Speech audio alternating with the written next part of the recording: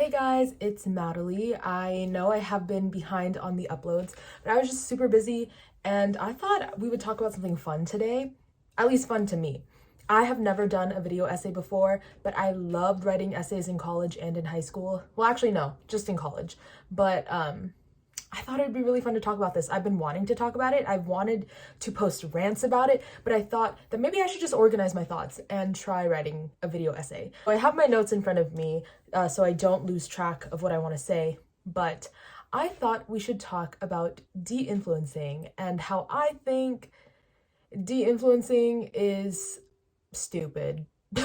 I guess we should start by defining what influencing is so we can better understand de-influencing. According to Google, influence means the capacity to have an effect on the character, development, or behavior of someone or something, or the effect itself. And from this, I think it's safe to assume that influencing means the same thing, but just in the verb form. As someone who has been a micro-influencer since high school and is now 23 years old, I know influencing in the context of beauty. Someone with a decently sized following who people trust will rave about their favorite foundation or whatever skincare they're using right now and encourage their followers to buy it. These people are usually regarded as the trendsetters of their niche. Whatever they do snowballs into hundreds, if not thousands of people doing the same. He quietly said, "I'm a food critic." Frank says he didn't think much of it until a few hours later when business got busy. I had people coming in from Iowa, people from California. I had a family come up from Lake Havasu. I had people come down from Utah. I tried dipping, he begged me to stay. Babe, I'm not staying, I just wanna play. In the party, he just wanna rum. Amazon Top 22 Products of 2022 Part 1. I'm gonna rank my top 5 bestsellers on my Amazon storefront. Usually, these purchases are done with a influencer code. Use code 15corndog for 15% off your Casetify case. So the influencer will get commission for every purchase made with that code, or even a commission link. I have a couple down below. It's something that everybody does. You cannot influence if you are not trusted. In marketing, we often talk about how smaller influencers tend to have better conversions, i.e. people who listen to them more and actually buy stuff. Because the parasocial relationship is stronger when there is a smaller following. Take listening to someone like, I don't know, the Titus siblings versus a huge celebrity like Taylor Swift. One is more relatable, seemingly down to earth, someone who is like us, but still lives a slightly better life to most of us. That seems easily attainable and something that we can aspire to. Therefore, we listen to them. Influencers will also vary by niche.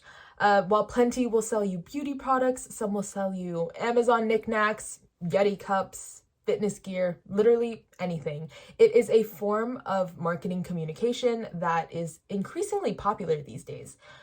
The overall goal of the influencer is to get you to take action, to either buy things, usually with a code, or to dress like them, to just do whatever they do.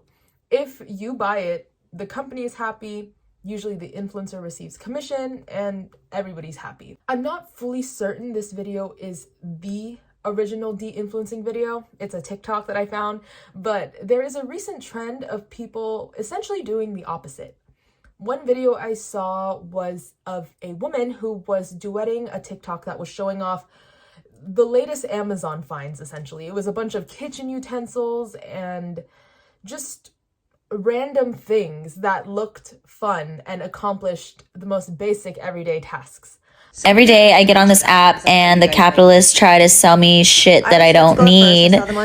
So I'm fighting back. I'm gonna tell you why you don't need this garbage in your house. This is a glorified toilet paper roll that peels your garlic for you.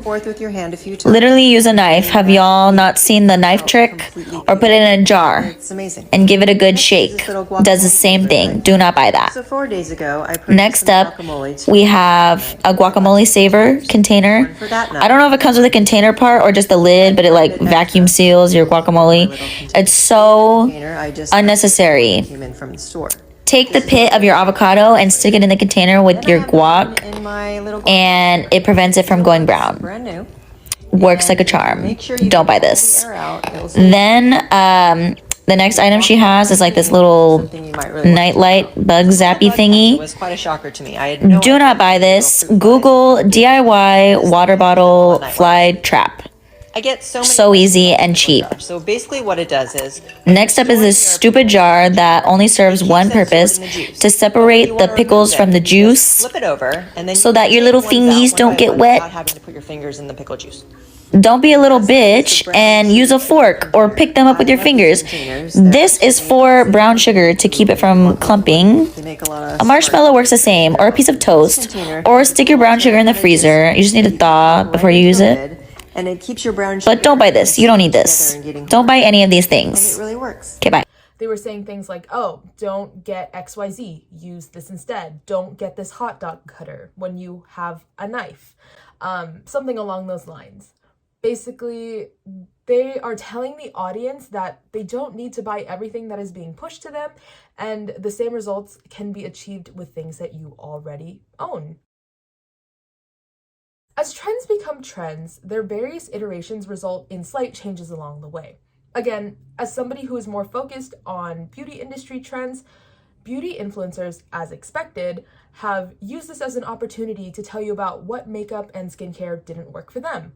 And it makes sense. Fit the social media trends to your niche so you can, ironically, capitalize on a hot topic or a trend. My question is, why would I listen to the same people who encourage overconsumption? Because now it's turned into people trying products and telling you that they're bad and didn't work for them and you shouldn't buy them. They aren't necessarily bad for doing so, but isn't that just what a normal product review is supposed to be? And don't even get me started on how people think that beauty influencers are lying to get you to buy things. Telling you that products are great so that you buy it. Now that they're actually admitting that some things are bad, we're calling it de-influencing. It doesn't make sense to me. Usually, people who review these products, and this is coming from somebody who has done like product promotions, usually they have a brand relationship to maintain, because 9 times out of 10, if they are a bigger influencer, they probably didn't buy the product. Not saying that there aren't people who do buy the products and go out of their way to spend their own money on it, but a lot of them receive PR, which means that they have a relationship with that brand.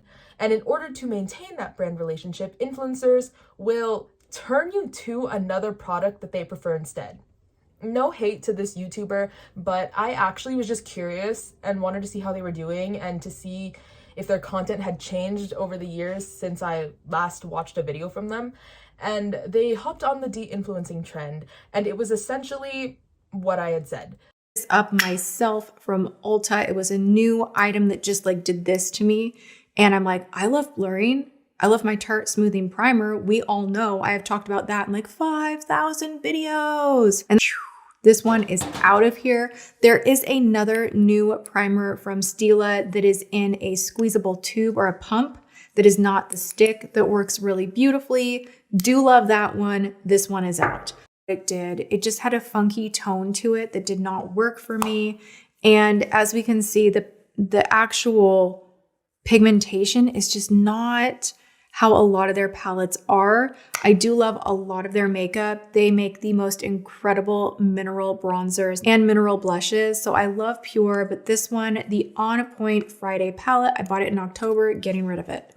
They were talking about products that they didn't like, but then said, oh, but I feel bad because this is a great brand, so you should get this instead. This is just regular influencing. De-influencing was meant to reduce consumption, not redirect it. But of course, when something becomes a trend, even something as anti-consumption as de-influencing, it will still be turned into a marketing ploy. To be honest with you, I don't even really have a problem with influencers.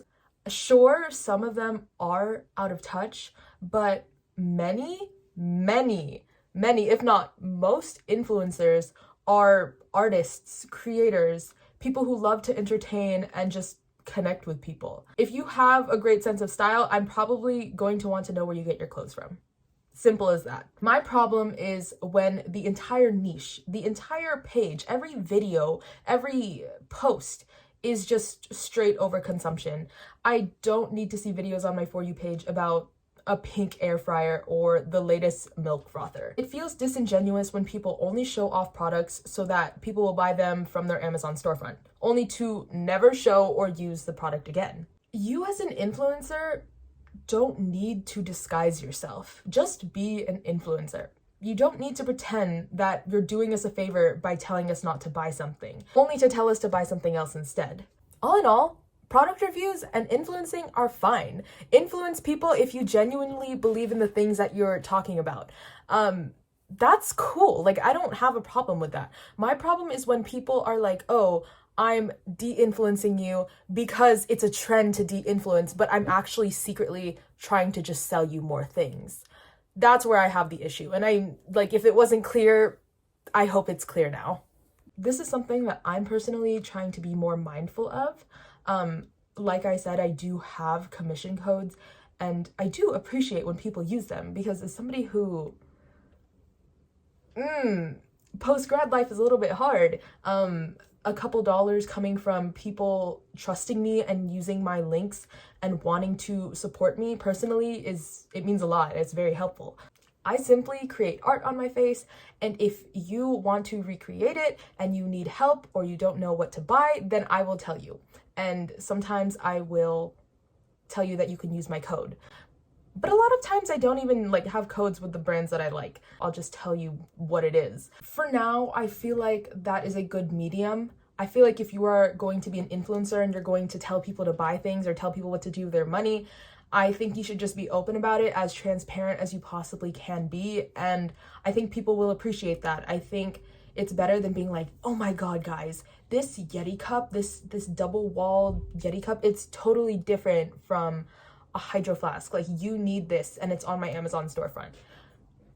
You don't need it. This is probably why I will never join the de-influencing trend. Thank you guys so much for watching. I know it was a little bit of a shorter video, but I hope you guys liked it. I have a couple of other things that I wanted to go on a little spiel about. So if you guys are curious or you want to hear my thoughts on other topics, definitely let me know. I really enjoyed this. And I hope to see you guys in my next video. Bye.